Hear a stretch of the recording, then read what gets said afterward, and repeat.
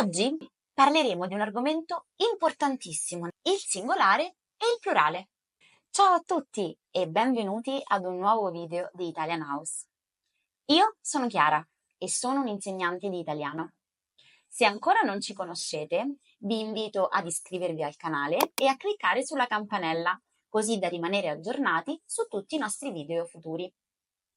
Inoltre, sono aperte le iscrizioni ai nostri corsi online di italiano e la prima lezione di prova è gratuita. Perché non provate anche voi? Abbiamo anche una newsletter settimanale con esercizi, consigli sull'Italia e tante informazioni interessanti per imparare l'italiano. Iscrivetevi! Per maggiori informazioni guardate nell'info box. Oggi parleremo di un argomento importantissimo nella grammatica, ovvero il singolare e il plurale. Siete pronti? Iniziamo! In italiano, come in molte altre lingue, il singolare si riferisce a un oggetto oppure una persona, mentre il plurale si riferisce a più oggetti o più persone. Per esempio, un libro è singolare, mentre 2 libri è plurale. Altre coppie di singolare e plurale sono una mela, 2 mele, un cane, 2 cani, una penna, 2 penne. Vediamo ora quali sono le regole per formare il plurale in italiano. Iniziamo con i nomi maschili che terminano in O. Nei nomi che terminano in O, la O viene sostituita dalla I al plurale. Un gatto, 2 gatti. Un tavolo, 2 tavoli. I nomi femminili che terminano in A al singolare sostituiscono la A con la E al plurale. Ad esempio, una casa, 2 case. Una sedia, 2 sedie.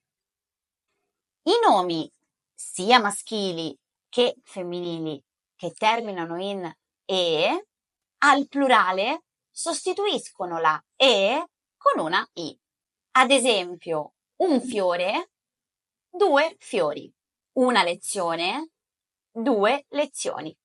Ricorda, per capire quando un nome è maschile o femminile, fai caso all'articolo. Il fiore, maschile, la lezione, femminile. Ma attenzione, perché ci sono delle eccezioni nella formazione del plurale. Infatti, in alcuni casi, ci sono delle parole che terminano in A al singolare e che trasformano la A in I al plurale. Ad esempio, poeta diventa poeti. Problema diventa problemi. Altre eccezioni possono essere un uovo, 2 uova. Un braccio, 2 braccia. Ora è il momento di fare un esercizio. Io vi dirò dei nomi al singolare e voi li dovete trasformare al plurale. Tavolo,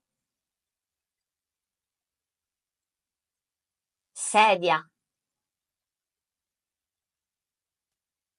bicchiere, cane,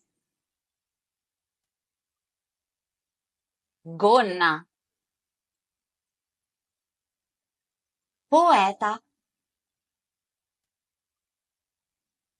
mano. Ora vediamo insieme le risposte. Tavoli, sedie, bicchieri, cani, gonne, poeti, mani. Quanti ne avete indovinate? Fatecelo sapere nei commenti. Grazie ancora per aver seguito questa piccola lezione di italiano. Se vi è piaciuta, vi invitiamo a mettere like e a seguire il canale. Vi aspettiamo al prossimo video e se volete saperne di più, perché non provate una prima lezione gratuita dei nostri corsi online di italiano? A presto, ciao!